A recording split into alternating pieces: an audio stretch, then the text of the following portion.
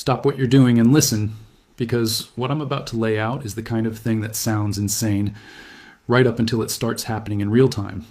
A major bullion dealer didn't just hint at it, he didn't dance around it.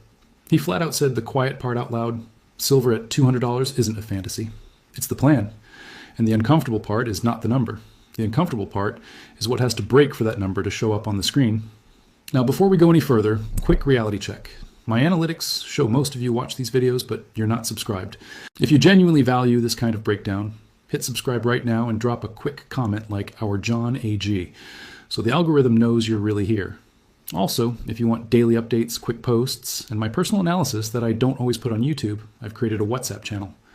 The link is in the description. That WhatsApp community gets premium posts, instant voice notes, and instant updates that I simply don't share publicly here. So join it if you want to stay ahead instead of reacting late. All right, here's the scene. A teenager walks into a local precious metals shop with her grandfather. Not a hedge fund, not a suit, not a finance bro with a podcast voice. A kid, 16 years old, first-time buyer, money she earned from a job, just sitting there, and her grandfather basically says, "Let's stop letting it rot. Let's do something real with it." And that's when you realize what's changing. Because when a 16-year-old is buying silver at prices that would have sounded ridiculous a few years ago, it tells you the story is bigger than charts. It's cultural. It's psychological. It's generational. It's the moment where normal people start sensing that the paper world is getting weird. The dealer asks what she wants, and she doesn't hesitate. She wants the classic coins people recognize. She wants the ones with instant liquidity. She wants the ones that feel like money in your hand. And the grandfather? He's proud. But you can also feel what he's really doing. He's not just buying metal. He's buying time. He's buying a lesson. He's buying a future option for her that doesn't depend on anyone else keeping promises. The dealer brings out sealed tubes. Heavy, clunky, the kind of weight you don't understand until you actually lift it. The kid picks them up, and her reaction is perfect because it's the exact reaction most people have the first time. Oh, this is dense? And that's the point. Density is what fiat currency doesn't have. A screen number has no gravity. A promise has no weight. But metal? Metal makes your wrists feel it. Metal makes your brain go quiet for a second because your body recognizes something real. Then the dealer does the thing every dealer does when they see a new buyer. He shows her gold. One small coin, tiny, almost unfairly small. And yet it feels heavier than it should. That moment is always a turning point because silver is impressive, but gold is spooky. Gold is the reminder that value can be concentrated into something you could hide in your palm.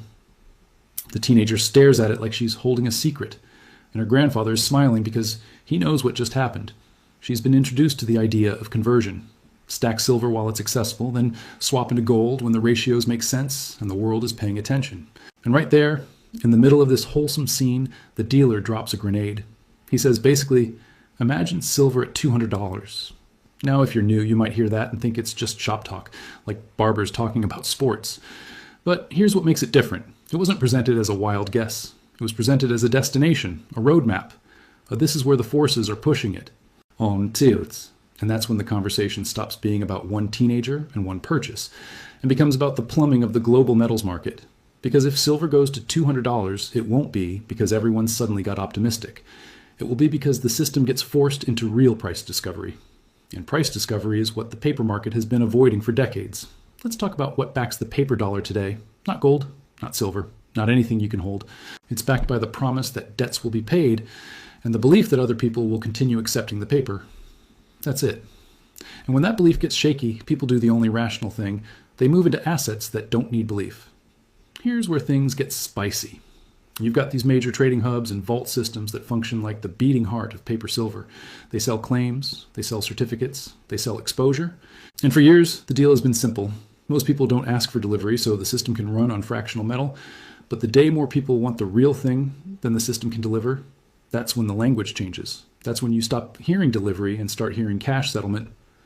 That's when you stop hearing your metal and start hearing your equivalent value. That's when you stop hearing guaranteed and start hearing force majeure. And here's the trick. On paper, they can avoid calling it a default. Because if they can pay you in cash, technically they can say they fulfilled the contract.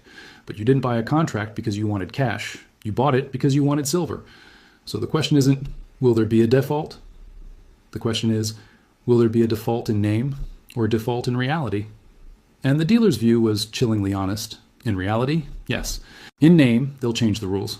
Now think about what that implies. If rules can be changed when stress shows up, then the real risk is not volatility. The real risk is access. The real risk is being the person holding a claim that can only be redeemed in cash at the exact moment cash is losing purchasing power. This is why physical metal behaves differently than paper metal. It's why stacking feels irrational to people who live entirely inside spreadsheets, until they realize the spreadsheet is the product being sold to them. So what happens if one major hub tightens? People run to the next hub. If one place slows delivery, demand moves elsewhere. If another place raises fees, demand moves elsewhere. If another place caps withdrawals, demand moves elsewhere. And then the pressure concentrates. And when pressure concentrates, one of two things happens. Either supply appears fast, or the price explodes until demand breaks. Now you might be thinking, okay, but won't higher prices just bring more supply? Not as fast as people assume, because most silver isn't produced from pure silver mines. The bulk of it comes as a byproduct of mining other metals. That means silver supply is tied to copper projects, zinc projects, lead projects, and everything else. You can't just snap your fingers and double output because silver is hot on social media. Even if someone wants to restart a dormant silver project, that doesn't happen in a weekend. Permits, equipment, labor, financing, infrastructure, and that's in a friendly environment. In a world where regulations are tightening, energy costs matter, and governments are getting picky about where critical materials flow, timelines get messy. So yes, higher prices incentivize production. But the lag is real. And while the lag plays out, something else happens. Industrial buyers start acting differently. When silver is treated like a commodity, companies buy it like they buy any input. Just in time, minimal inventory, keep costs down. But when silver is treated like a strategic material, companies start stockpiling. They start signing private deals. They start paying premiums. They start bypassing the normal pipeline. And that's where the dangerous game begins.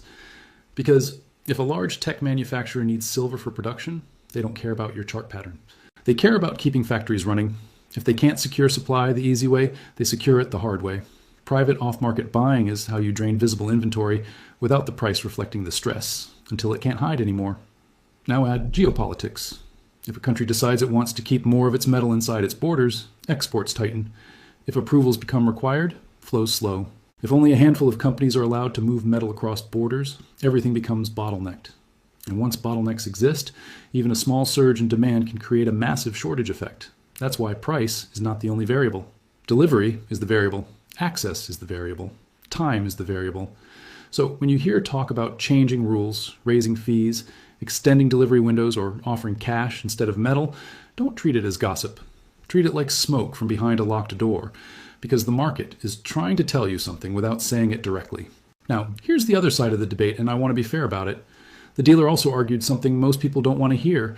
There could be more silver available than we think, not necessarily sitting neatly in a vault with a label on it, but embedded in the supply chain, sitting as concentrate, sitting as stockpiles, sitting in piles that become economic at higher prices. He even joked that if a giant electronics company needs silver, they should call him, because he's buried in product. That matters, because it shows you the micro-level reality. When prices spike fast, dealers can become clogged with inventory bought at high premiums, and if the market pauses, they get stuck. This is why explosive moves often lead to sharp pullbacks. Not because the story ended, but because the move was too fast for the pipes to handle. So if you're asking me, is there going to be a pullback? My answer is, pullbacks are normal. The only question is where the pullback starts. Is it from 90, from 100, from 120, from 150? And here's the twist that frustrates people. The pullback can be sharp and still be bullish, because the trend can remain intact as long as you're making higher highs and higher lows. That's the structure you watch, not the emotions, not the headlines, structure. Now, let's bring it back to that $200 number, because this is where the clip turns into a warning. When someone says $200 is the plan, they're implying that the market is being forced, that someone somewhere has an incentive to push silver higher. Maybe it's strategic stockpiling, maybe it's a stress event, maybe it's a chain reaction across exchanges, maybe it's a loss of confidence, maybe it's all of the above. But either way, the risk is this. When a market becomes strategic, the rules don't stay polite. You don't get a calm, orderly repricing. You get a scramble. You get policy changes. You get surprise margin hikes. You get position limits. You get delivery delays. You get cash offers. You get a narrative campaign trying to convince you the whole thing is a bubble right before the next leg higher. And if you've been watching markets long enough, you know exactly how that story usually ends. Now, this is where I want to plant two questions for you, because I really want your take in the comments. First, if silver made a violent pullback, would you see it as a warning or as your window to buy more? Second, Do you believe the biggest risk is price volatility, or the risk that paper holders are told cash only when they demand metal? Drop your answers below, because I read the comments and I'm building future videos around what you guys are seeing and feeling. Also, quick friendly reminder. If you're doing well right now, whether you built a business, nailed a trade, got out of debt, or you've simply been stacking consistently, share your success story in the comments. It genuinely boosts other people's morale to see someone like them winning. Now, I want to add something important. By the time you're watching this, there will already be a members-only video published. That members-only video pulls together the latest updates in one place, and premium members get even deeper analysis. Joining membership is also the simplest way for me to see who is really following closely, so if you want the most complete picture, check the member section after this. All right, back to the metals plumbing. A lot of people misunderstand how default would look in modern markets. They imagine a headline that says, "Exchange defaults." They imagine a dramatic announcement. That's not how institutions behave. Institutions behave like lawyers. They look for wording. They look for clauses. They look for policy levers. They look for a way to satisfy obligations in the narrowest definition possible. So instead of default, you get temporary measures. Instead of failure, you get rule adjustments. Instead of we can't deliver, you get delivery deferral. Instead of we ran out, you get settlement in cash at fair value. And fair value is always defined by the system that benefits from defining it. That's why physical holders sleep differently than paper holders. Because when you hold metal, you've already removed the counterparty risk. When you hold a claim, you're betting that the counterparty behaves honorably under stress. That's a risky bet in any decade, and it's especially risky in a decade where trust is becoming a scarce resource. Now, if you're thinking, okay, so what should I do right now? I'm not here to tell you what to buy. I'm here to tell you how to think. Think in layers. Layer 1 is your conviction. Why are you stacking? Is it inflation hedging? Is it diversification? Is it distrust of fiat? Is it preparedness? Layer 2 is your time horizon. Are you trying to flip a move in weeks, or are you building a position for years? Layer 3 is your access. Are you buying physical in your possession, allocated storage, or paper exposure? Layer 4 is your behavior. Are you the person who checks spot every hour and panics, or are you the person who buys consistently and lets the trend do the work? Because the people who win in markets like this are usually the people with simple rules and stable emotions. Now, I also want to slip in a quick side note, because a lot of you ask where to buy and how to avoid getting ripped off. If you're buying physical, work with reputable dealers, compare premiums, and focus on liquidity. Classic coins, common bars, recognizable products. Don't get cute if you're new. The goal is to own metal, not to collect weird souvenirs. And speaking of community, let me do a creative shout out. If you want silver-related success stories, like how normal people built real wealth, the mistakes they avoided, and what actually worked, there's a link in the description to another channel. Go subscribe over there too, because those stories can keep you motivated when the market tries to mess with your head. Now, let's talk about the psychological warfare, because it's real. When metals run, the noise becomes deafening.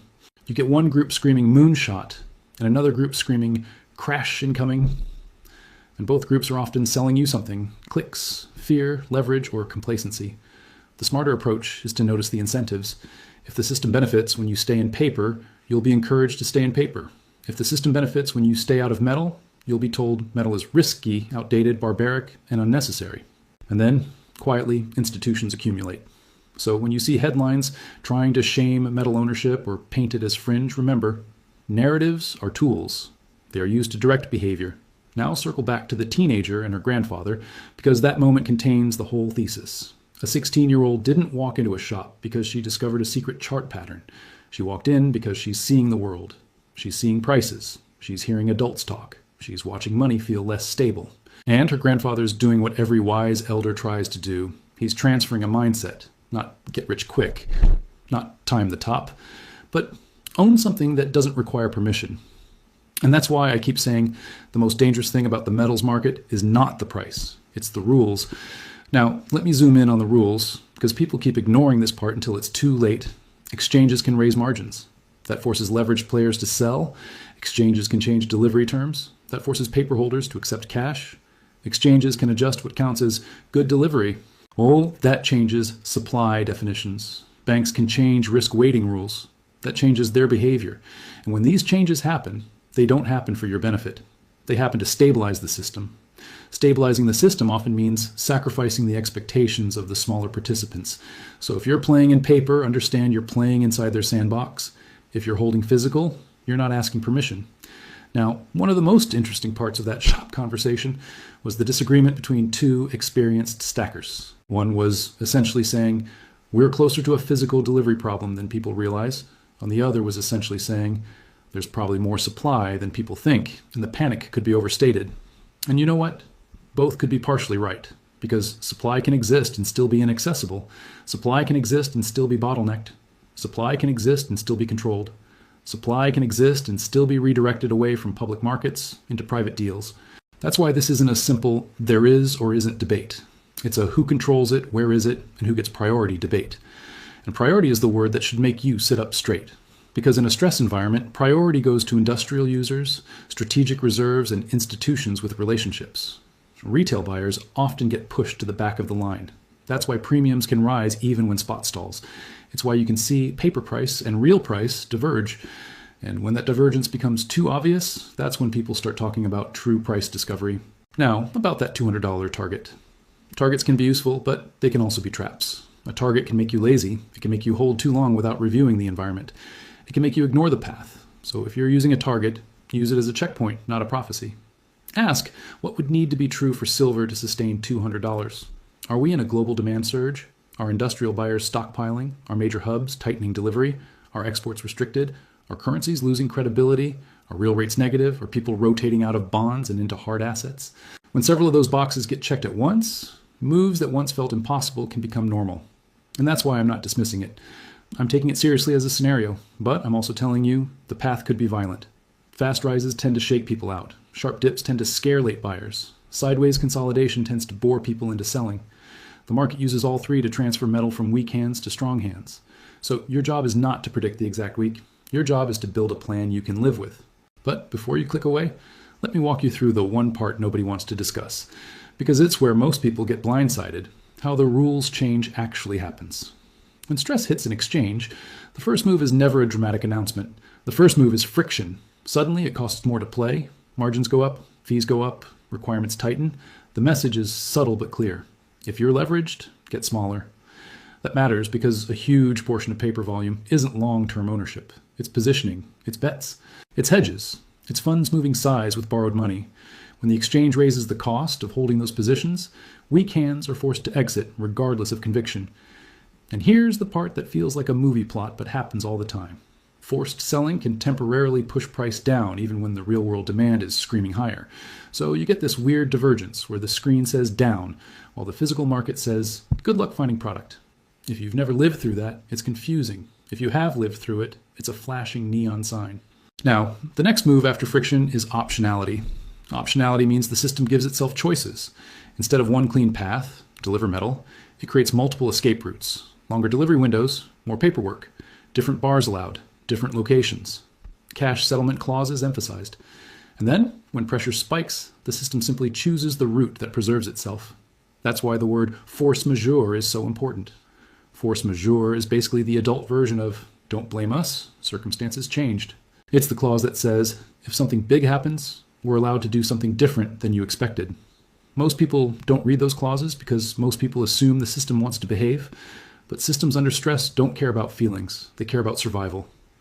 Now, you've probably heard people throw around phrases like Basel rules and capital requirements, and your eyes glaze over. Mine used to too. But let me translate it into plain language. Banks are told how much risk they're allowed to take. They're told how much capital they must hold against different assets. And when those rules change, banks change behavior fast. They don't debate, they comply. In practical terms, if a rule set makes it more expensive for a bank to carry certain paper exposures, those exposures get reduced. If it makes it more favorable to hold certain assets in a certain form, behavior shifts toward that form. So when you hear talk about banking rules intersecting with metals, don't think boring paperwork, think positioning earthquake. Because the price you see is not just supply and demand, it's also leverage, balance sheets, collateral rules, and incentives. Now imagine you're an industrial buyer.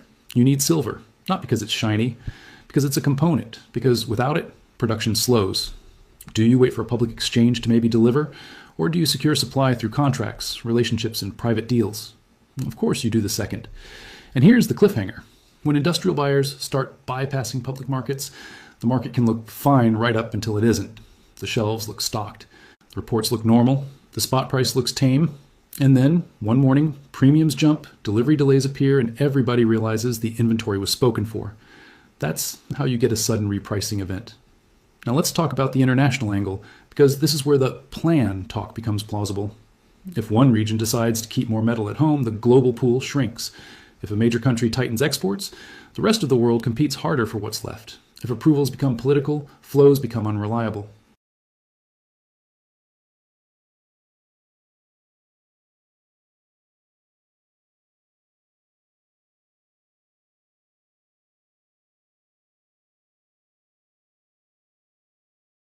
So if you want to act like the smart money, watch availability, watch premiums, watch delivery times, watch policy language. Now, about that $200 number again, a lot of people will mock it. They'll say, that's impossible. But impossible in markets often just means I'm anchored to the old range. People said oil couldn't do crazy things until it did. People said rates couldn't move like that until they did. People said certain tech companies couldn't become the size of countries until they did. When conditions change, ranges change. Now, here's the most important part of the conversation that happened in that shop. And it wasn't even the number. It was the idea that the market is being pushed faster than historical pacing. Fast moves are dangerous because they compress decision-making time. They don't give you months to plan. They give you weeks, sometimes days, sometimes hours. And the faster it moves, the more likely it is that authorities and exchanges respond with interventions. That's why I keep repeating, the risk is the rules. Now let's address the elephant in the room. If the system can just cash settle everyone, why would price explode at all? Here's why. Cash settlement doesn't create metal.